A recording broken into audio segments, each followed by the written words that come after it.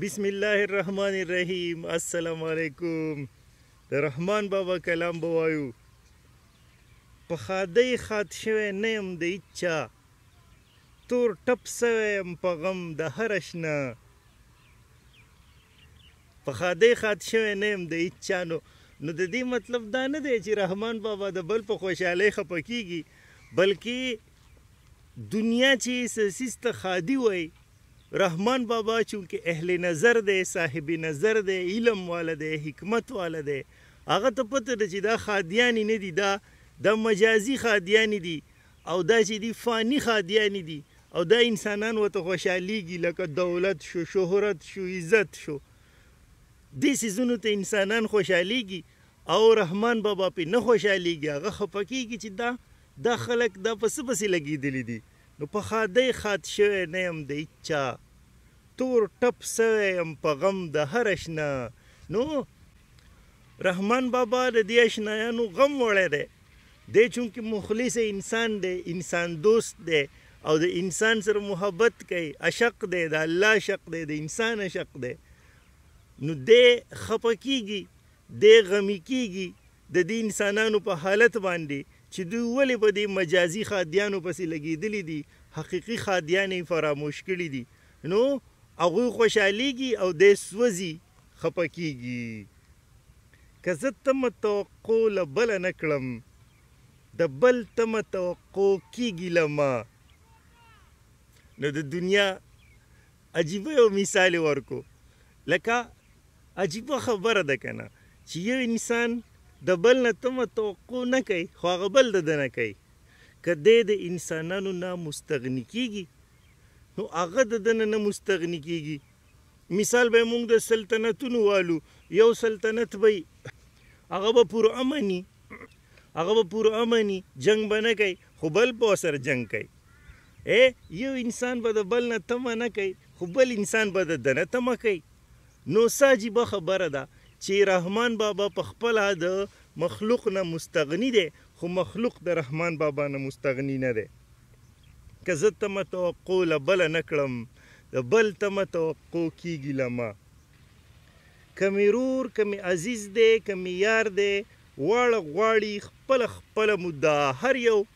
خپل طلب غواړي د رحمان بابا نه. څوک ورته وایي ولې زه دې رور نه یم، څوک ورته وایي زه دې دوست نه یم، عزیز دې نه یم، خپل دې نه یم، راشه زما دا ضرورت پوره که، زما دا کار وکړه، زما دا کار وکړه. دا څوک هم نه وایي چې دا هم زمونږ خپل دی. داسې خو زمونږ په معاشره کې هم کېږي، زمونږ په ژوند کې هم داسې کېږي. که مونږ وګورو، مونږ ته هر مشر به کشر ته وایي ولې زه ستا مشر ورور نه یم، زه ستا تره نه یم، زه ستا ماما نه یم. او داسې سوچ به پکې ډېر کم خلک کوي چې دا هم زما کشر ورور دی، دا هم زما دوست دی، ورشي زه د ده په کار راشم. خو هر سړی خپله مدعا د بله غواړي او د بل هغه نه پوره کوي. اگر چې رحمان بابا له چا نه تمه توقع نه کوي، خو دا خلک ترې تمه توقع کوي. هر سړی ترې خپله مدعا غواړي. په هر کور کې رنځوران راته زبیرګي کا، لاس مې نه رسېده هېچا په دوا. نو زبیرګي مطلب زګویري ورته هم مونږ په پښتو کې وایو که نه. لکه رنځوران داسې نه چې خلک ټول ناجوړه پراته دي او په کورونو کې ټول خلک بیمار دی او رحمان بابا علاج نشي کولی، بلکې دا رنځور رحمان بابا یو استعاره استعمال کړه، یو تشبیه یې ورکړه هغې خلکو له کوم چې د دې دنیا طلبګار دي، د دې په رنځ باندې اخته دي، د دې دنیا په مرض اخته دي، د دنیا په منډه ترړه کې لګېدلي دي، او د رحمان بابا په شان حکمت والا، سعادت والا انسانان ورته خفه کیږي چې یاره دا دوی څه کوي. نو رحمان بابا پیژني چې دا مریضان دي، خو علاج ممکن نه دی. ځکه چې که داسې خلکو ته بنده نصیحت هم وکړي، ووایي ورته هم چې یاره دا ته چې د دنیا طلبګار یې، د شهرت، د عزت، د دولت، د نفس پیروکار یې، د خپلو خواهشاتو په سر راغستی، ته چې یې نو حرام حلال تمیز نه کوې، که دا ورته بنده ووایي هم، خو په هغه باندې څه اثر نه کوي. نو په دې وجه رحمان بابا وایي چې په هر کور کې رنځوران راته زبیرګي کا، لاس مې نه رسېده هېچا په دوا. د دنیا خبرې واړه په دنیا شي، ما به څه که څوک چې نه لرم دنیا. نو عجیبه خبره ده ځکه چې لکه د دنیا خبرې چې لکه مال د سره څونه دی او دولت څونه دی او معاشره کې د عزت څومره دی او حیثیت دې څه دی اوقات دې څه دي او پلاني څونه ګټه وکړه پلاني څونه بیلاد وکړو او د پلاني څه کاروبار دی د ډینګي څه کاروبار دی او دا خبرې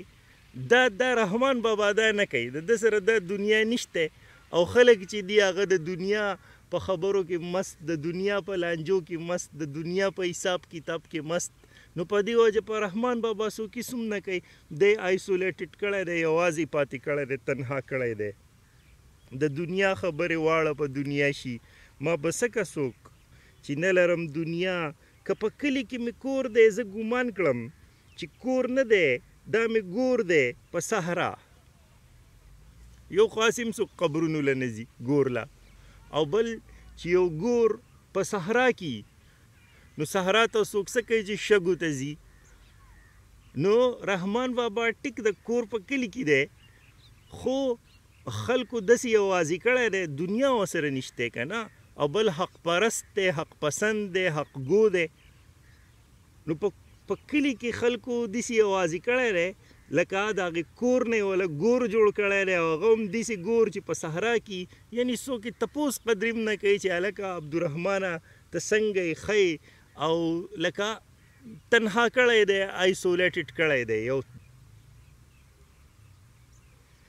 چې د نه پرې څه پوره وي نه نیمګړي څوک په څه کله هغو سره خندا د غرض دنیا د جي هر سړی د غرض طلبګار دی د غرض ملګری دی په غرض پسې خلک لګېدلي دي هر انسان خپل غرض پوره کول غواړي هر انسان غواړي چې د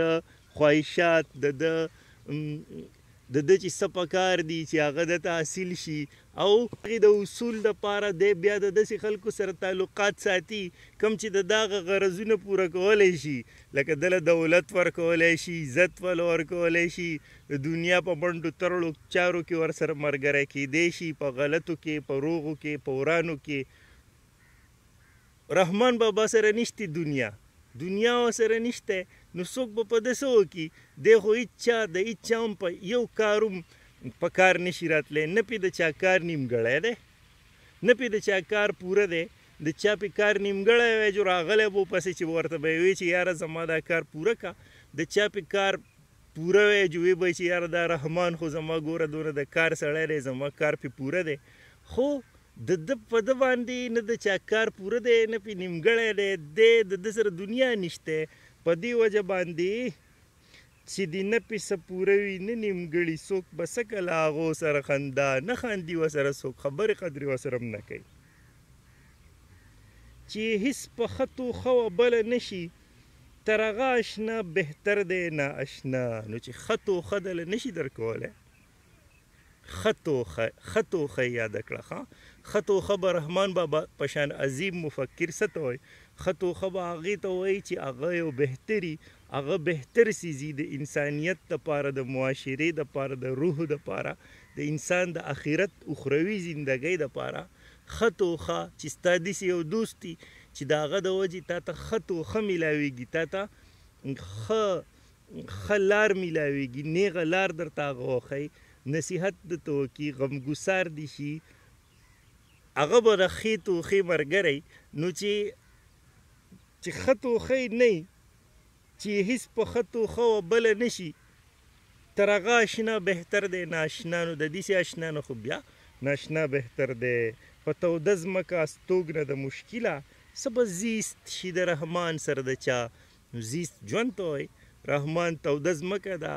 تودې ځمکې نه مونږ ډېر شی مطلبونه اخیستی شو یو دا چې توده ځمکه خلکو له خپې سیزي رحمان بابا حقیقت پسند دی حق پرست دی خلکو ته حقیقت بیانوي حق وایي انسان ته آینه مخامخ کوي په دې وجه د ده سره څوک ژوند نشي تېرولی د ده نه خلک تښتي په توده ځمکه استوګنه د مشکله څه به زیست شي د رحمان سره د چا